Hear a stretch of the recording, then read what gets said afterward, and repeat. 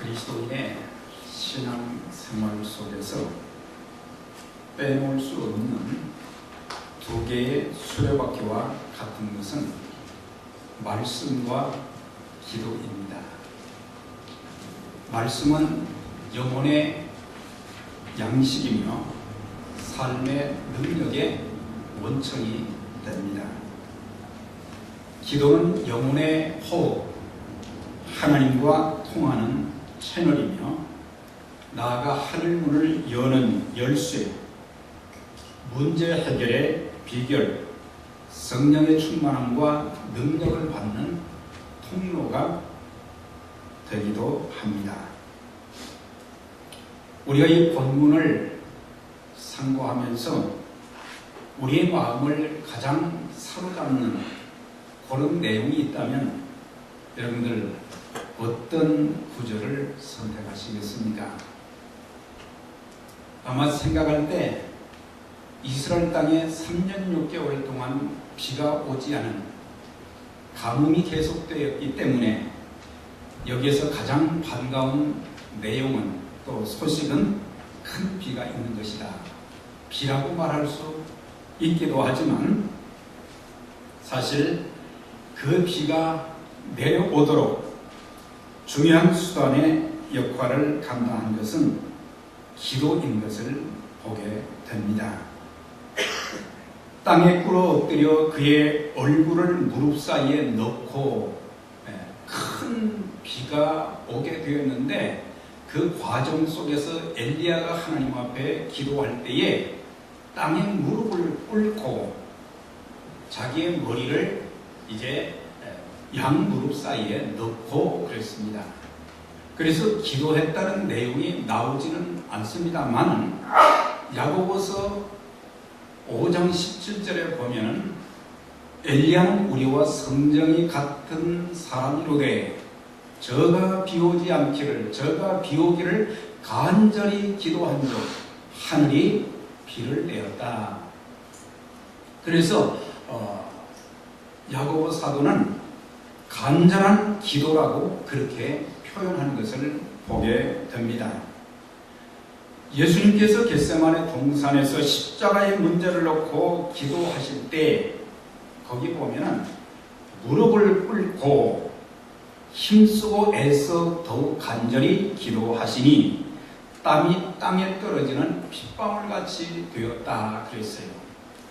그래서 십자가의 문제를 놓고 하나님 앞에 기도할 때 무릎을 꿇고 힘쓰고 애써서 기도하니까 그냥 습관적으로 입술을 통해서 나오는 그런 기도가 아니라 진액을 빼내는 그런 간절한 기도를 하나님 앞에 드릴 때에 하나님 할 수만 있다면 이 잔을 내게서 옮겨 주옵소서. 그러나 나의 원대로 나의 뜻대로 하지 마옵시고 아버지의 뜻대로 되게 해달라고 힘쓰고 애써서 간절히 기도할 때에 하나님께서는 바로 주님에게 하나님의 뜻대로 행하고자 하는 그런 귀한 마음을 주셨던 것을 보게 됩니다. 사도행전 12장에도 보면 간절한 기도의 중요한 내용이 나오고 있습니다. 사도 베드로가 복음을 전하다가 헤롯 왕에게 붙잡혔습니다. 이제 내일 날이 밝으면 야고보 사도처럼 목배임을 당하게 될 것인데 바로 그 전날 밤에 베드로가 감옥에서 잠을 자는 동안 성도들이 잠을 자지 않고 마가의 다락방에 함께 모여서 하나님 앞에 간절히 기도했어요. 베드로는 옥에 갇혔고 교회는 그를 위해서 간절히 하나님께 기도하더라. 그런 내용이 나옵니다. 성도들이 간절히 하나님 앞에 기도했을 때 하나님께서는 천사를 통해서 일하셨어요.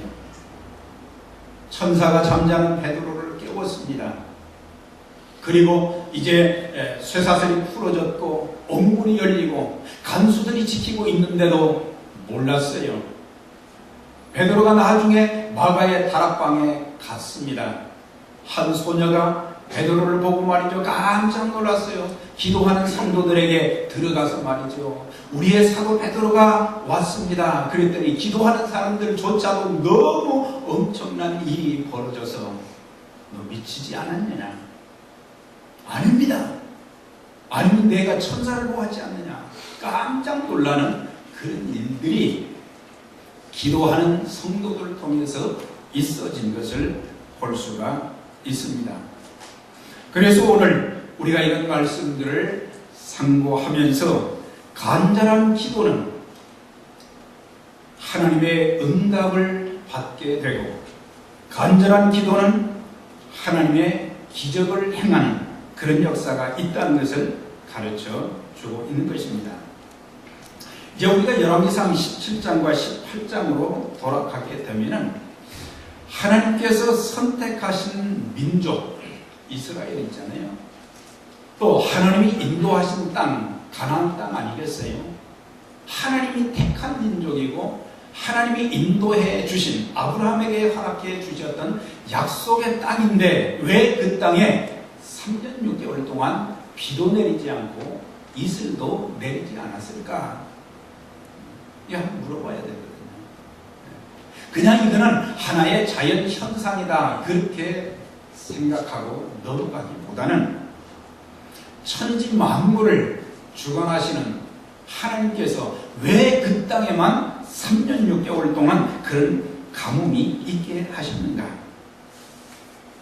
우리가 성경을 잘 보면은 그때 당시에 왕이었던 아합과 왕비 이세벨 그리고 모든 백성들이 하나님의 말씀에 불순종한 우상 숭배하고 하나님의 말씀대로 살지 않는 가운데 그 땅에 하나님의 징계가 있었던 것을 보게 돼요.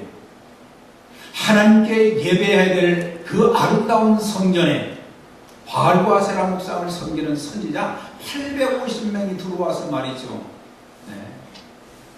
거기서 제사를 드리고 하나님이 진노하셨어요.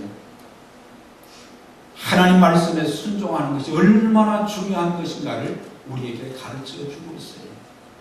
끊임없이 하나님의 말씀이 하나님의 음성이 우리에게 들려오지만 우리는 그 음성을 듣지 못하는 안타까움도 있을 뿐만 아니라 우리는 또 듣고도 불순종하는 그런 일들이 얼마나 많은지 모릅니다. 자, 이런 정도 되면 나라의 지도자로서 말이죠. 내가 하나님의 말씀에 불순종했고 내가 이 백성들을 푸른 초장으로 잔잔한 시냇가로 인도하지 못한 책임이 있다 이런 생각을 가지고 자신의 잘못된 것을 하나님 앞에 회개해야 될 것인데 아합에게서 그 모습을 볼 수가 없어요. 엘리야를 만났어요. 그랬더니 아합이 하는 말이 이스라엘을 괴롭히는 너여 그렇게 말한 것을 보게 돼요. 그 나라 그 백성들을 고통 가운데 몰아넣는 장본인이 누구겠어요? 아합과 이세벨 아니겠어요? 그런데 엘리야가 이 민족을 이 백성들을 고통스럽게 만든다고 책임을 회피하고 책임을 전가하는 그런 모습을 보게 되는 것입니다.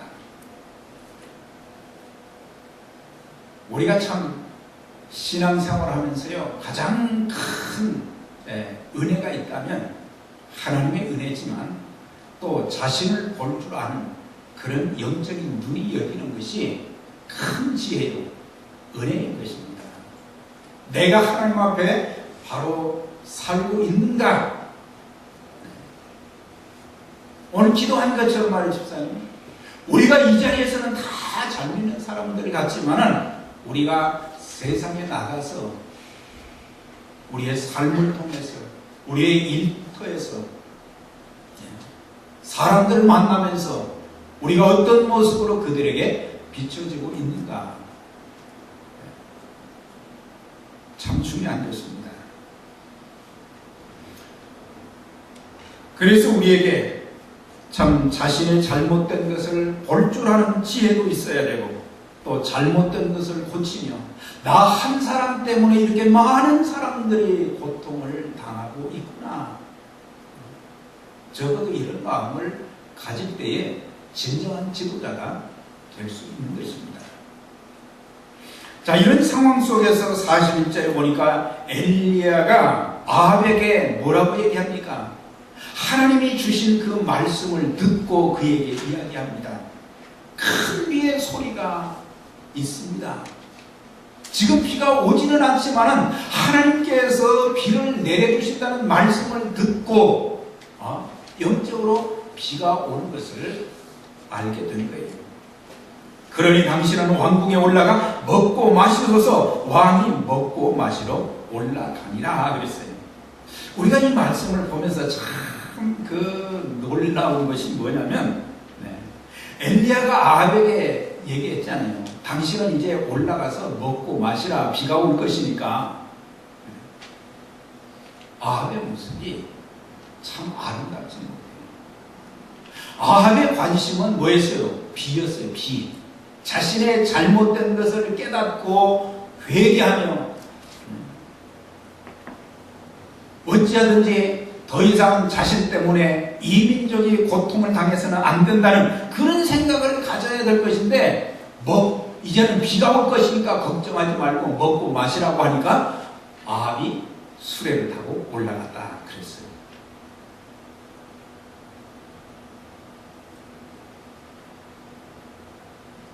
열왕기상 18장 5절에 보니까 말이죠. 아합이 오바댜에게 이르되 이 땅의 모든 물건과 모든 내로 가자. 혹시 꼴을 얻으리라. 그러면 말과 노새를 살리니 짐승을 다 잃지 않게 되리라. 아합의 관심은 뭐였어요? 자기 왕궁에서 기르는 노새와 말이 물을 마시지 못해서 목이 말라서 죽을까. 백성들이 고통받는 것은 마음에도 안중에도 없는 것을 보게 돼요. 얼마나 많은 사람들이 물을 마시지 못했어요. 줄이고 있고 농사를 짓지 못하고 얼마나 많은 짐승들이 또 물을 마시지 못하고 농사도 지을 수 없고 목초가 자라지 않고 이런 것에는 전혀 관심이 없고 자기가 기르고 있는 몇 마리의 말과 노새에 대한 관심을 가진 것을 보게 되는 것입니다. 그런데 엘리야의 모습, 하나님의 사람이었던 엘리야의 모습을 보게 되면요, 그가 이제 앞부분에서 갈멜산에서 850명에 되는 이 바알과 아세라 목상을 섬기는 그런 선지자들을 다 포획하고 났으니까 얼마나 의기양양하겠어요. 그런데 거기에 그런 감상에 빠지지 않고 전능하신 하나님께서 주신 그 말씀을 붙잡고 기도하기 시작하는 것을 볼 수가 있어요. 그가 산 꼭대기에 올라가서 땅에 무릎을 꿇고 그 얼굴을 무릎 사이에 넣고 그랬어요. 오늘의 시대를 바라보면서 그리스도인들은 이 시대에 영적인 가문도 있고 또 많은 사람들이 많은 나라가 하나님의 말씀을 불순종하고 부패하고 타락해져가고 오늘날 시대 말이죠. 이제 뉴욕뿐만 아니라 말이죠. 전 세계적으로 동성애가 말이죠. 전부 지금 합법화 되어가고 있습니다. 하나님의 말씀이 많은 사람들을 살리는 생명의 복음인데 예수를 통하지 않고도 우리가 천국에 갈 수 있다. 이런 잘못되어진 내용을 가르치는 그런 시대가 되어졌고 남북한이 말이죠. 지금 얼마나 긴박한 위기 가운데 지금 놓여 있어요. 이런 시대에 지도자들의 모습이 어떤 당략보다는 자신들에게 얼마나 이런 법이 또 이런 결정이 유익한가 거기에 관심을 두기보다는 정말 모든 지도자들이 영적인 지도자들 뿐만 아니라 나라의 정치 지도자들이 하나님 앞에 엎드리고 하나님 앞에 간절히 구하면서 하나님 이 민족을 살려주시옵소서, 이 나라를 살려주시옵소서 이렇게 기도해야 될 것입니다. 이렇게 정치 지도자와 영적인 지도자의 차이가 이렇게 큰가를 아합과 엘리야를 통해서 알 수 있다는 사실이에요.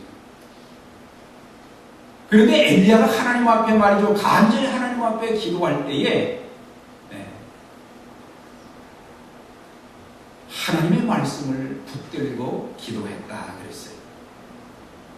많은 날을 지내고 제 3년의 여호와의 말씀이 엘리야에게 임하여 가라사대, 하나님의 말씀에 이제는 이 땅에 비를 내려주시겠다, 하나님 말씀은 하셨지만은 그 말씀만 그대로 기다린 것이 아니라 그 말씀을 붙잡고 하나님 앞에 간절하게 기도하는 엘리야를 볼 수가 있습니다. 엘리야는 하나님의 약속은 반드시 기도를 통해서 이루어진다는 것을 알았던 하나님의 사람이었던 것을 보게 된 것입니다. 우리의 기도가 막연한 기도가 될 때가 많고 의식적인 기도가 될 때가 얼마나 많은지 몰라요.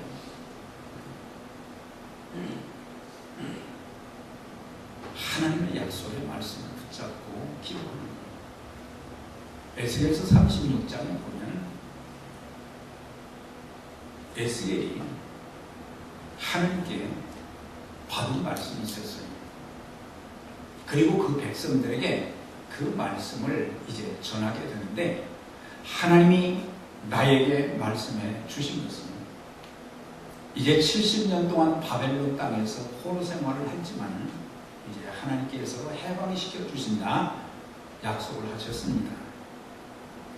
이제는 해방된 백성들이 본국에 돌아가서 성전과 성벽을 건축하게 될 것이고, 성전을 건축하게 될 것이다. 그것도 약속을 해주신 거예요. 그래서 황폐하게 되었던 예루살렘에 사람 살 곳이 되게 하며 물된 동산 같은 그런 곳이 예루살렘이 될 것이다. 그렇게 약속해 주신 말씀, 그걸 백성들에게 전하면서 한 가지를 덧붙였어요. 하나님 이렇게 언약을 주셨고 약속을 해 주셨지만 이스라엘 족속이 이와 같이 자기들에게 이루어지기를 기도하여야 할지니라 그랬어요. 그러니까 하나님이 약속은 하셨지만 그 약속을 붙잡고 기도하는 사람들을 통해서 그 일을 이루어 주시겠다고 약속하신 그 말씀. 하나님은 우리에게 무엇이 필요하며 어떤 일이 이루어져야 하는지를 다 알고 계시지만, 그렇지만 우리에게 기도할 것을 요청하셨다는 사실입니다.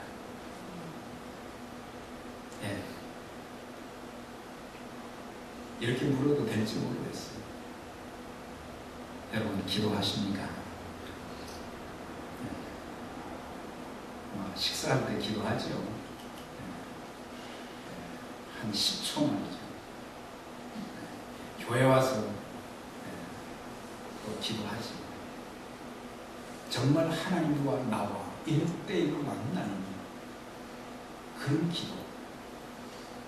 내 몸에서 내 마음에 애통하는 마음으로 진액을 빼어가면서 하나님 앞에 기도하는 그 기도가 점점점 사라져가고 있다는 사실입니다. 기도가 회복되면 만사가 회복되는 줄 믿습니다. 기도가 회복돼야 이 시대에 기도할 때 하나님을 통해서 나 자신을 보게 되고, 기도할 때 내가 어떻게 살아야 할 것인가도 알려주시고, 내가 기도할 때에 문제도 해결해 주시는 하나님의 능력을 우리가 체험할 수 있게 된 것입니다.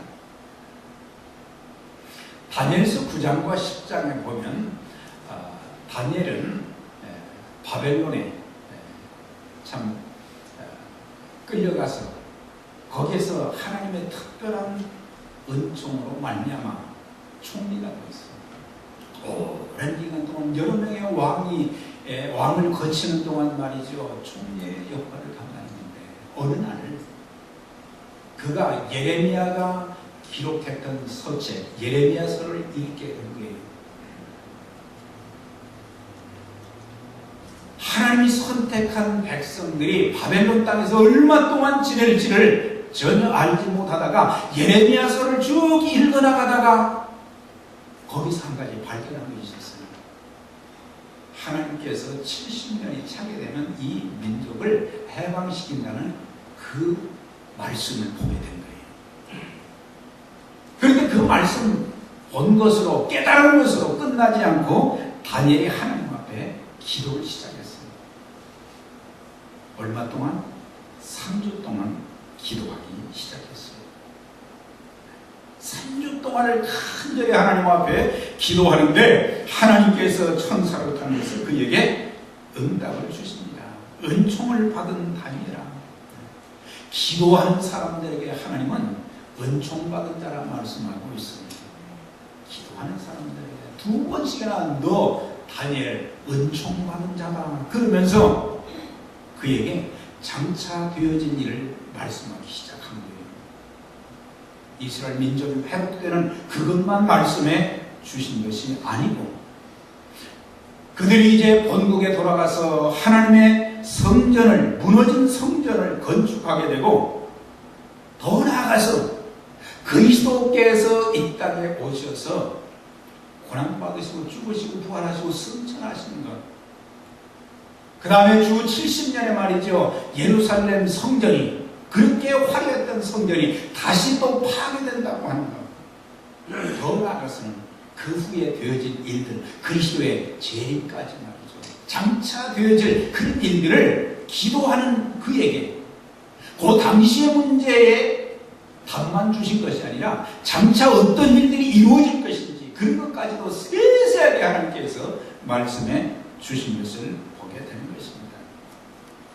이처럼 우리가 하나님께서 우리에게 주신 약속의 말씀 그것이 성령님을 통해서 주신 음성이 될 수도 있지만 오늘날 기록되어진 성경의 그 말씀을 붙잡고 우리가 기도하면 하나님의 인도하심을 받게 되는 것입니다.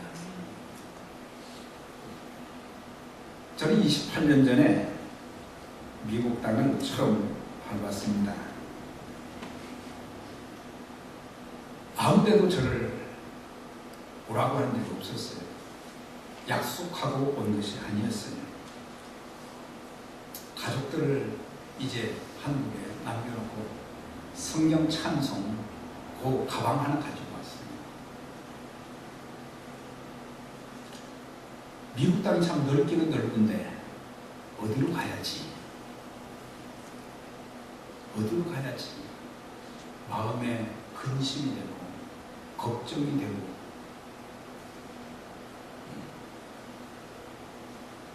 참 답답했어요. 그래서 그리스도인들이 어려움을 겪을 때 늘 사용하는 무기가 몇 가지가 있거든요. 그래서 저는 처음 부름을 받았을 때부터 잘 부르는 찬송이 있었어요. 나의 갈 길 다가도록 예수 인도하시니 내 주 안에 있는 궁을 어찌 의심하리요. 믿음으로 사는 자는 하늘 위로 받겠네. 무슨 일을 만나든지 만사 형통하리라. 이 말씀을 1절에서 3절까지 계속해서 이렇게 부르다가 말이죠. 찬송을 부르는데 딱 하나님의 말씀 한 군데가 떠올랐어요. 그게 하나님 주신 내게 주신 말씀이에요. 여러분 잘 아시는 말씀. 제가 염려가 되고 근심이 되고 불안한데 아무것도 염려하지 말고 저한테 염려하지 말라고 명령을 하시는 거예요. 천하사님 염려하지 말아라. 모든 일에 기도와 간구로 너 계속해서 기도하라 이거예요. 모든 일에 기도와 간구로 너희 구할 것을 감사함으로 하나님께 하리라. 지금 환경이 어디로 가야 가야 될지도 모르고 가져온 돈도 없고 어떻게 살지 감사함으로 하나님께 아뢰라. 감사함으로 하나님께 아뢰라. 그리하면 모든 지각에 대한 하나님의 평강이 그리스도 예수 안에서 너희 마음과 생각을 지키시리라. 이게 말이죠. 딱 하면 마음이 들어오는 거예요. 그래서 주님 그렇습니다. 제가 염려하지 않겠습니다. 근심하지 않겠습니다. 앞으로 내 인생이 어떻게 잘 될지 아무것도 모르고 칠흑같이 어두운 밤 같지만은 제가 주님의 인도하심을 따라 살겠습니다. 기도하고 하나님이 기도 응답을 좀 늦추셨으면 참 많이 힘들었을 건데 일주일 만에 하나님이 마음껏 일할 수 있는, 제가 미국 생활하는데 모든 필요한 것을 해결해 줄 수 있는 그런 곳으로 인도해 주셨어요. 그렇게 해서 지금까지 야곱이 외삼촌 라반의 집으로 도망갈 때 말이죠, 내가 지팡이 하나만 가지고 이제 내가 떠났었는데 그가 20년 후에 돌아오면서 이제는 이렇게 두 때나 이루게 되었습니다. 그런 것처럼 많은 것을 주셨어요.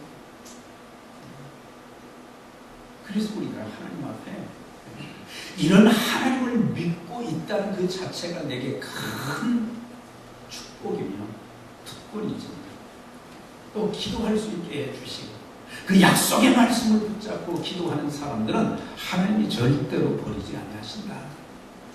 그렇게 약속을 하십니다.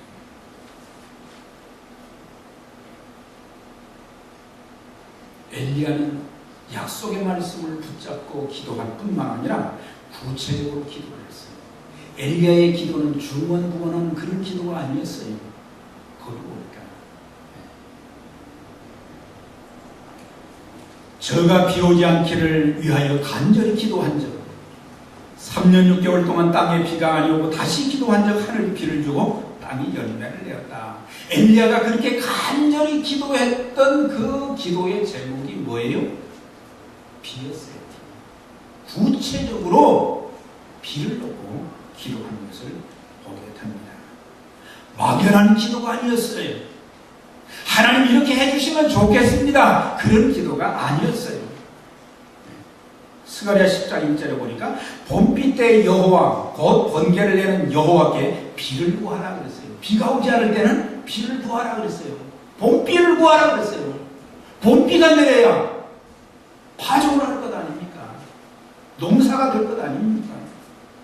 무리에게 소낙비를 내려서 밭에 채소를 각 사람에게 주리라.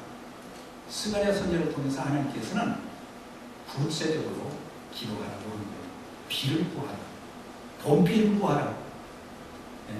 그게 이름이 아니겠어요? 늦은 비를 구하라. 추수 때에 말이죠. 곡식이 잘 연걸 수 있도록 늦은 비도 필요하고 말이죠. 비를 위해서입니다. 아모스 4장에 보니까 추수하기 석 달 전에 내가 너희에게 비를 멈추 어떤 성읍에는 내리고 어떤 성읍에는 내리지 않게 하였더니 땅 한 부분은 비를 얻고 한 부분은 비를 얻지 못함에 말랐다 그랬어요. 그러니까 하나님께서 비를 주시는데 어떤 땅에는 비가 오고 어떤 땅에는 비가 안 왔어요. 우리 집사님 한 분이 일주일 전에 말이죠. 콜로라도 또 미네소타 거기를 출장을 하는데 거기는 눈이 그렇게 많이 와요. 여기는 말이죠. 날씨가 그렇게 좋고 더운데 거기에는 눈이 왔다는 거예요.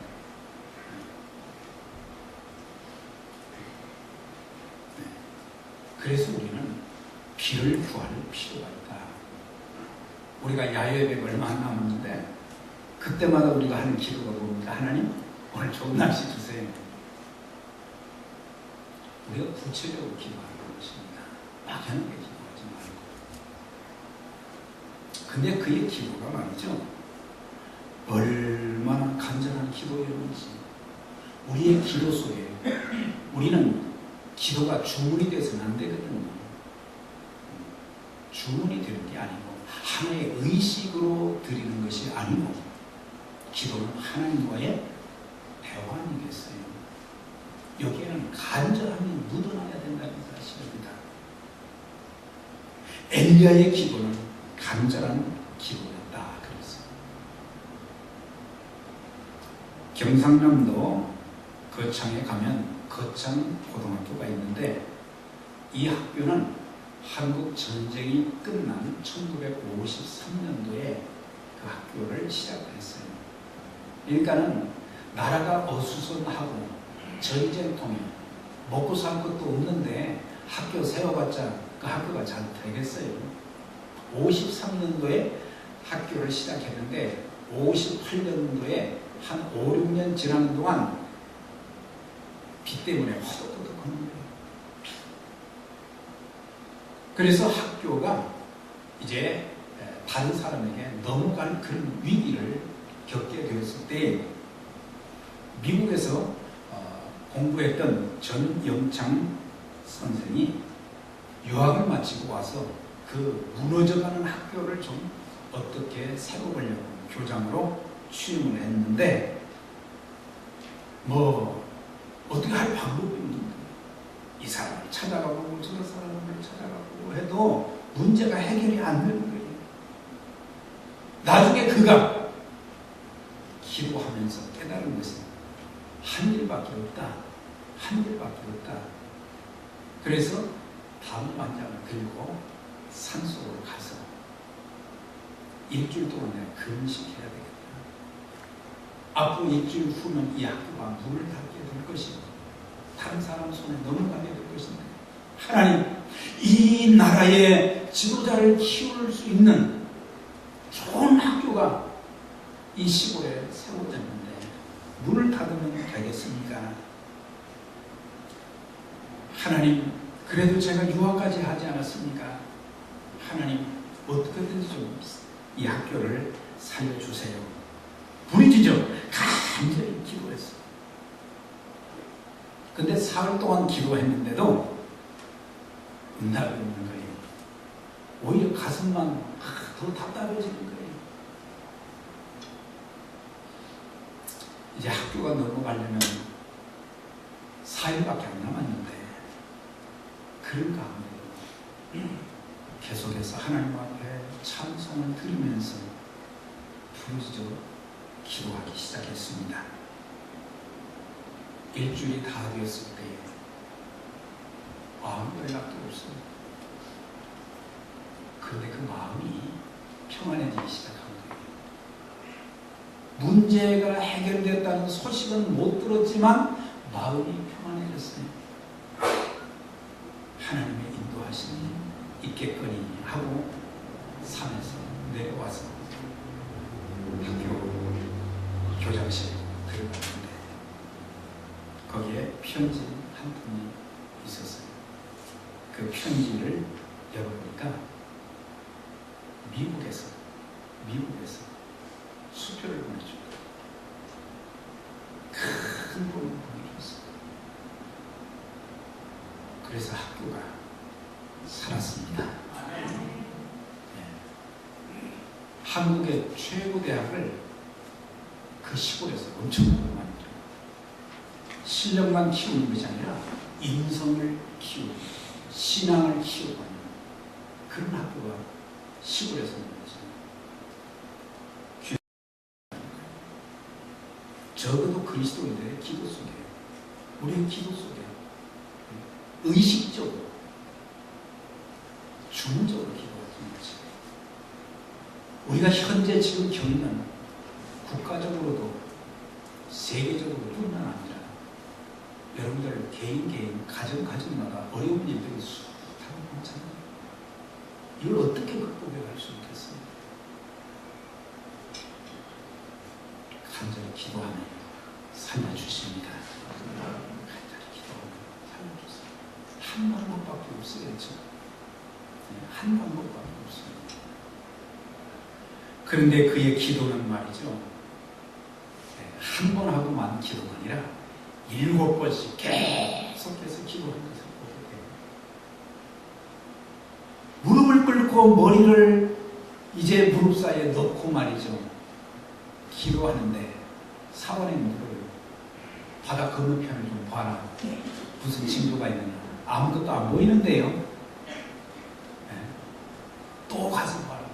7번까지 가서 봐라 그랬어요. 네. 한 번 기도로 끝나지 않고 7번이나 계속해서 우리의 기도에 말이죠. 인내가 필요하다는 것을 가르쳐주고 있어요. 사람들은 절박한 상황 속에서 이제 내가 기도해야 되겠다 그렇게 생각하고 기도하다가 한 달이 지나고 2달이 지납니다. 그래서 어떤 분들은 절박한 말이죠. 새벽 기도도 나오고 금요일 날도 나오다가 한 2-3달 보면 또 없어요. 그러니까 이제 포기한 거예요. 아, 기도해도 안 되는구나. 포기하지 마시길 바랍니다. 포기하지 마세요. 우리의 신앙생활 포기하지 않고 조금만 인내하면 하나님이 반드시 좋은 것으로 응답해 주시는 그런 역사가 있어요. 7번째가 되니까 말이죠. 무엇이 보이느냐? 주먹만한 구름이 보이나이다. 그런데 조금 후에 구름과 바람이 일어나서 하늘이 캄캄하여 큰 비가 내렸다 그랬어요. 우리는 한순간은 열심히 기도하지만 조급하게 기도의 응답을 바라게 되고 빨리 응답되지 않으면 낙심하고 포기할 때가 많은 것입니다. 우리는 시편 기자가 기가 막힌 웅덩이와 수렁 가운데 빠져서 허우적거리고 있었어요. 깊은 웅덩이와 수렁 가운데서 어떻게 빠져나올 수 있겠어요? 그런 절박한 상황 속에서 내가 여호와를 기다리고 기다렸더니 그가 나의 부르짖음을 들으셨도다.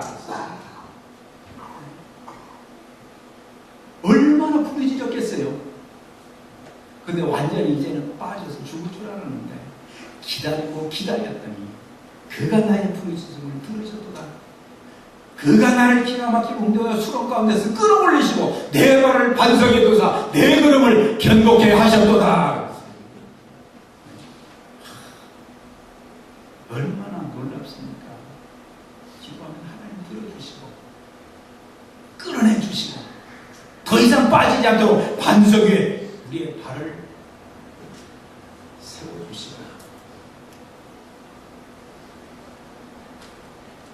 그러나 여호와께서 기다리시나니 이는 너희에게 은혜를 베풀려 하시며 일어나시리니 이는 너희를 긍휼히 여기시니라. 대저 여호와는 공의의 하나님이시라. 무릇 그를 기다리는 자는 복이 있도다. 이사야서 30장 18절에 보면요, 하나님이 우리에게 은혜와 긍휼을 베푸시기 위해서 기다리고 계신다 그랬어요. 하나님이 기다리고 계신다 그랬어요. 오래 기다리게 하시는 것은 더 좋은 것을 우리에게 주시는 줄 믿습니다. 오래 기다리는 것은 더 좋은 것을 주시는 거예요. 히브리서 6장에도 그런 말씀이 있잖아요. 아브라함이 하나님께 약속을 받았는데 저가 이같이 오래 참아 하나님의 약속을 받았다 그랬어요. 오래 참는 것이 필요하고 신앙생활도 오래 참는 거예요. 화가 날 때도 오래 참는 거예요. 문제가 해결되지 않아도 오래 참아야 되는 말이죠.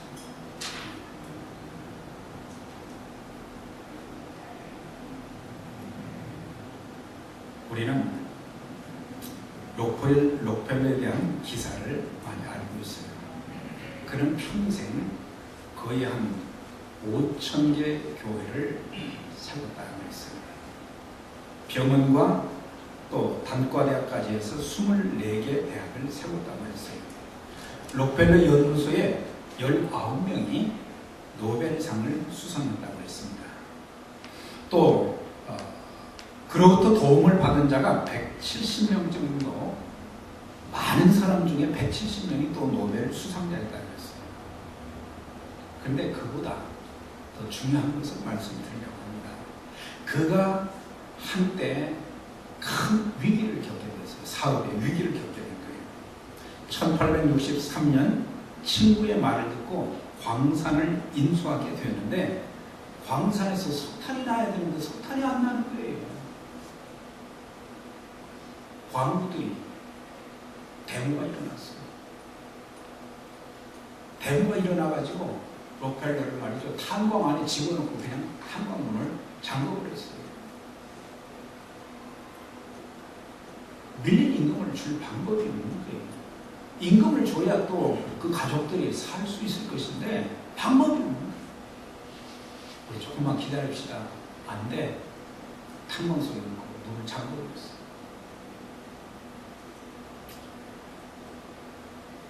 그가 하나님 앞에 따졌어요. 하나님, 왜 저에게 이런 시련을 주십니까? 제가 주일마다 교회 꼬박꼬박 잘 나가지 않습니까? 아시는 것처럼 저 11조 잘 하지 않습니다. 그러다가 잠이 들었는데 한 환상을 보게 되었어요. 자신이 길을 가는데 말이죠. 너무 지치고 힘들어서 막 이제 넘어지려고 하는 그런 찰나마다 큰 손이 와서 그를 붙잡아주는 것을 교훈이라는 거예요. 여러 번 그렇게 반복하다가 또 힘들어서 쓰러졌어요.